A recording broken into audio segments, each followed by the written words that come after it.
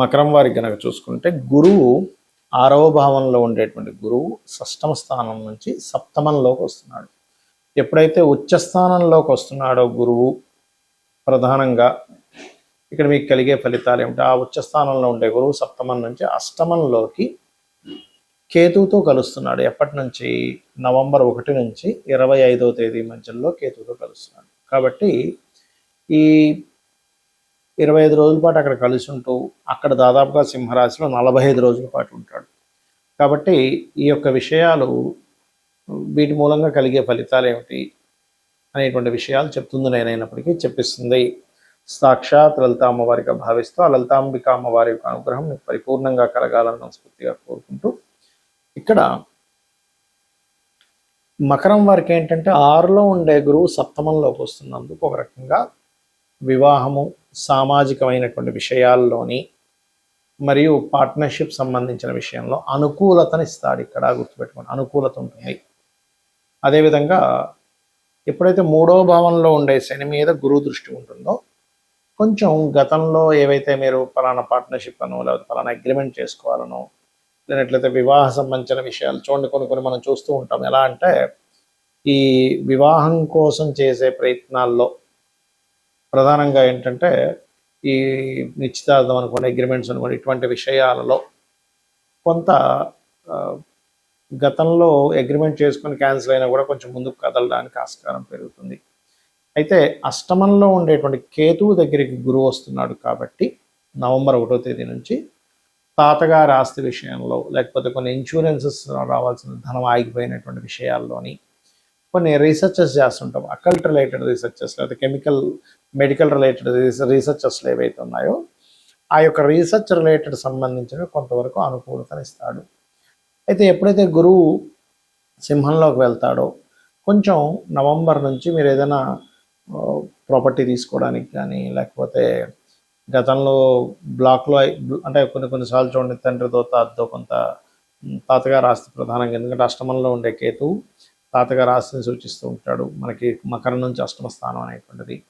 అవి కొన్ని government related సంబంధించిన విషయాల్లో కొన్ని ఇరుక్కుపోయినా కూడా బయటికి రావడం అటువంటివన్నీ కూడా కలుగుతాయి. ఇక జీవిత భాగస్వామి యొక్క ధనం ఏదైనా బ్లాక్ అయిపోయినా సరే అవి రావటానికి అనుకూలత పెరుగుతుంది, గుర్తుపెట్టుకోండి. ఇక మీరు నిత్యము చేయవలసినటువంటి దేవత ఆరాధన కూడా మీరు ఎక్కువగా ఏం చేస్తారంటే అమ్మవారి యొక్క ఆరాధన ఎక్కువగా చేయండి. మరియు వీలైనంత మట్టుకు మీరు గురువు రాహుకేతు యాక్సెస్లో ఉన్నాడు కాబట్టి రాహుకేతు గ్రహాల దగ్గర దీపారాధన చేయండి, ఖచ్చితంగా అన్ని విధాలా బాగుంటుంది. మరి ఈ గురువు కర్కాటక రాశిలోకి సింహరాశిలోకి అంటే ఈ సంవత్సరం కూడా పోయిన సంవత్సరం లాగే బాగా ఫాస్ట్గా మారుతున్నందుకు ఏమిటి దీని యొక్క ఫలితం ఏమిటి అంటే ఎప్పుడైనా గురువు గనక ఇలా మారినప్పుడు కొన్ని దేశాల నుంచి కొన్ని రాష్ట్రాల నుంచి వలసలు వెళ్ళడం జరుగుతుంది. ఎందుకంటే జీవుడు జీవకారకుడు గురువు. అందుకని ఏంటి దాని ప్రభావం ఏప్రిల్ మే నుంచే ఉంటుంది. జూన్ దాకా వెయిట్ చేయగలరు. జూన్ మే నుంచే కొన్ని ప్రదేశాల నుంచి కొంతమంది కొన్ని వేల సంఖ్యలో జనాలు మారిపోవడం జరుగుతుంది దేశకాల పరిస్థితుల్లో, గుర్తుపెట్టుకోండి. రెండవది నీటి మూలంగా వచ్చే వైరస్లు, అంటే నీరు వల్ల వచ్చింది, సముద్రంలో పుట్టింది లేకపోతే చెరువుల్లో పుట్టింది, నదుల్లో పుట్టింది అంటూ ఉంటారు. అటువంటి వైరసెస్ రావడానికి ఎక్కువ ఆస్కారం ఉంటుంది. కాబట్టి ప్రజలందరూ కూడా ఎందుకంటే ఏమండి గురువు ఉచ్చస్థానంలో ఉన్నాడు కదా మంచిదే కదా అనుకుంటారు. అది నిజమే, కానీ గురువు యొక్క స్వరూపం ఎలా ఉంది అనేటువంటి చూడాలి. జీవకారకుడైనటువంటి గురువు యొక్క రాశుల్లో ఎప్పుడైతే శని భగవానుడు ఉన్నాడో శని సహజంగానే రోగకారకుడు. ఇక్కడ ఏంటంటే ఒక జలరాశిలో ఉండేటువంటి అర్ధ జలరాశి అంటారు కుంభం, ఆ కుంభరాశిలో రాహు ఉంటూ ఆ యొక్క గురువు ఏమవుతున్నాడు, కుంభరాశిలో రాహు ఉంటూ ఆ రాశ్యాధిపతి అయిన శని మీనంలో ఉంటూ మీనరాశికి అధిపతి అయినటువంటి గురువు కర్కాటకంలో అంటే జలరాశిలో కూర్చుంటున్నాడు. కాబట్టి ఏమవుతుంది, నీటి ప్రయాణాల వల్ల నీరు వల్ల జల సంబంధించిన వాటి వల్ల ఇబ్బంది వస్తుంది. కాబట్టి ఈ విషయంలో చాలా జాగ్రత్తగా ఉండాలి. మనకి ఇంత ఎండాకాలంలో కూడా విపరీతమైన ఎండలో ఒకవైపు వస్తుంది, విపరీతమైన వర్షాలు కూడా ఇస్తుంది. అసలు ఏమిటి ఇంత ఎండ వస్తున్నప్పుడు ఇంత వర్షం వస్తుందని అనుకోము. ఎందుకంటే మీరు గమనిస్తే కనుక మే 11, 12 నుంచి కుజుడు కూడా మారుతున్నాడు ఒకవైపు. మనకి కుజుడు ఎప్పుడైతే అగ్నితత్వ రాశుల్లోకి ఎంటర్ అవుతున్నాడో మరలా కొంచెం మళ్ళీ యుద్ధ సంబంధించినటువంటివి తీసుకొస్తూ ఉంటాడు. ఎందుకంటే ఎప్పుడైనా సరే మనకి ఈ యొక్క గోచారంలో మనకి మేధిని జ్యోతిష్యం అని ఉంటుంది, ముండేన ఆస్ట్రాలజీ. మేధిని జ్యోతిష్యంలో గురువు గనక 3 రాసులు మారితే, అందులో మిథునంలో ఉండేటువంటి గురువు ఇప్పుడు కర్కాటకంలోకి వస్తున్నాడు. మరలా ఒక 4-5 నెలల్లో, అంటే June, July, August, September, October, November, ఒక 6 నెలల్లో, 5 నెలలు దాటి 6వ నెలలు రాగానే మళ్ళీ సింహంలోకి వెళ్ళిపోతున్నాడు. మళ్ళీ వక్రించి అక్కడ ఒక నెలన్నర ఉండి మళ్ళీ వెనక్కి వస్తున్నాడు. దీనివల్ల ఏమిటంటే వలసలు వెళ్ళడం కానీ, నీటి మూలంగా ప్రమాదము, సింహంలోకి వెళ్ళినప్పుడు అగ్ని మూలంగా ప్రమాదము, వాహన ప్రమాదాలు పెరుగుతాయి. చరరాశుల్లోకి కర్కాటకంలోకి వెళ్ళినటువంటి గురువు ఎక్కువ వాహన ప్రమాదాలను ఇస్తాడు, గుర్తుపెట్టుకోండి. కాబట్టి వాహనాల మీద వెళ్ళేటువంటి వారు కాస్త జాగ్రత్త వహించండి. నిద్ర వస్తుందా పక్కగా ఆపుకోండి. లేనట్లయితే ఇంత ప్రయాణం నేను చేయలేననుకుంటే ఎక్కడ స్టే అయిపోండి. ఎక్కువ అతివేగం అనేటువంటిది పనికిరాదు. ఇవి ఖచ్చితంగా జాగ్రత్త పడండి. మరి నీటి మూలంగా రోగాలు వచ్చేటువంటి కాంబినేషన్స్లో గురువు ఉన్నాడు కాబట్టి మీరు చేయవలసినటువంటి తీసుకోవాల్సిన జాగ్రత్తలు ఏమిటి? ఇంట్లో నీరు తాగేటప్పుడు కాచి చల్లార్చిన నీటినే వాడండి. దాని ద్వారా రోగం ఏ రూపంలో అయితే రాబోతుందో ఆ రూపాన్ని మీరు అవాయిడ్ చేసిన వాళ్ళు అవుతారు. ప్రధానంగా గుర్తుపెట్టుకోండి. ఆ రకంగా చూసుకోండి. అలాగే మరొక విషయం ఏమిటి అని చెప్పి చూసుకున్నట్లయితే, ఇక్కడ ఈ యొక్క రాశివారు ప్రధానంగా, అంటే ఈ అన్ని రాసుల వారికి నేను చెప్పబోయేది, అన్ని రాసుల వారు కూడా ఏదైనా ఒక కొత్త కోర్సెస్ ఉంటుంటాయి. కొత్త కోర్స్ కోసం ఇక్కడ డబ్బులు కట్టామండి, అయ్యో ఆ తర్వాత ఫ్రాడ్ అని తెలిసిందండి అంటూ ఉంటాం.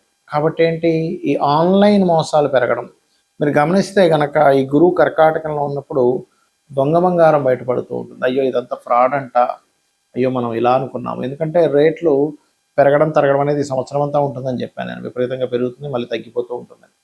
అయితే ఇది ఒక రకంగా చెప్పాలంటే షేర్ మార్కెట్లో బాగా ఆడితేరినటువంటి వారికి ఈ గేమ్ కనుక బాగా అర్థమైతే కరెక్ట్గా తగ్గినప్పుడు మనీ పెరిగినప్పుడు అమ్మేస్తూ ఉంటారు. అంటే ఒక ధనం సంపాదించుకోవడానికి మంచి మార్గమే, కానీ అప్పులు చేసి మాత్రం ఎట్టి పరిస్థితుల్లో అలాంటి డెసిషన్స్ తీసుకోకండి. ప్రధానంగా ఈ గురువు ప్రధానంగా ఏంటంటే, గురువు యొక్క ప్రభావం మీకు తగ్గాలి అంటే పరిహారం ఏం చేసుకోవాలి?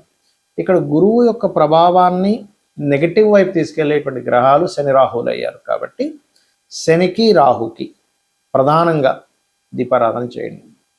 నువ్వుల నూనె ఆలయాల్లో దానంగా, అంటే మీరు ఇస్తూ ఉంటారు కదా దీపారాధన కోసమనో వంటల కోసమనో, అలా నువ్వుల నూనె ఇవ్వండి.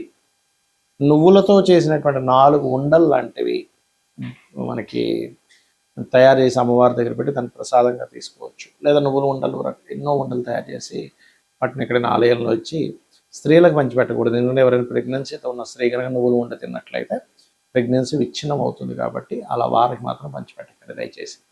అలాగే మరొక విషయం ఏంటంటే, ఈ గురువు ఒక రకంగా చెప్పాలంటే కొంత గ్రోత్ కూడా ఇస్తాడు కొన్ని విషయాలకి.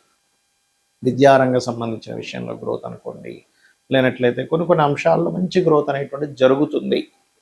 కాబట్టి ఈ విషయంలో మీరు ఎవరైనా సరే గతంలో కొన్ని బ్యాక్లాగ్స్ ఉండిపోయాయి, మళ్ళీ నేను అది ఆన్లైన్ త్రూగా కంప్లీట్ చేసుకుందాం అనుకునేటువంటి వారికి మాత్రం కంప్లీట్ పాజిటివ్ ఫలితాలు ఇస్తారు ఇక్కడ.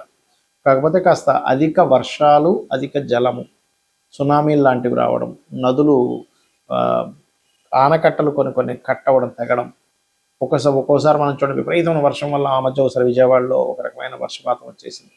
అసలు వీధులన్నీ నిండిపోయాయి. ఇలాంటి ఇవి కూడా ఉంటాయి జల సంబంధంగా. కాబట్టి జల ప్రాంతాలకు దగ్గరగా ఉండేటువంటి వారు కాస్త జాగ్రత్తగా ఉండండి. కొంచెం ఎత్తు ప్రదేశాల్లో ఉండడానికి ప్రయత్నం చేయండి. అలర్ట్గా ఉండండి. అంటే ఏదైనా ఎప్పుడైనా సరే సడన్గా పెద్ద వర్షం వస్తే వెంటనే మీరు అక్కడి నుంచి మీ విలువైన వస్తువులతో పాటు మీరు బయటకు ఇంకో దగ్గర షిఫ్ట్ అవ్వడానికి అలర్ట్గా ఉండండి నా మాట విని. అలాగే ఇక్కడ మరొక విషయం ఏంటంటే, ఈ సముద్ర తీరాల్లో సముద్రంలోకి చేపలు పట్టడానికి వెళ్ళేవారు, నదుల్లో చేపలు పట్టడానికి వెళ్ళేవారు ఎక్కువ వర్షం పడుతుందని ఏమాత్రం అనిపించినా కొంచెం ఆ సమయాల్లో అవాయిడ్ చేయండి దయచేసి. బంగారం కొనేటప్పుడు నాణ్యత గల బంగారం కొంటున్నామా లేదా అనేటువంటిది ఈ గురువు కర్కాటకంలో ఉన్నాడు కాబట్టి ఖచ్చితంగా మీరు చెక్ చేసుకొని వెళ్ళవలసింది, గుర్తుపెట్టుకోండి. ఇక మీరు అందరూ కూడా చేయవలసింది చండీ పారాయణము, దుర్గా సప్తశతి, ఇవి కనుక చేసినట్లయితే గురువు ఇచ్చేటువంటి శుభ ఫలితాలు చక్కగా వస్తాయి. శ్రీమాత్రే నమః.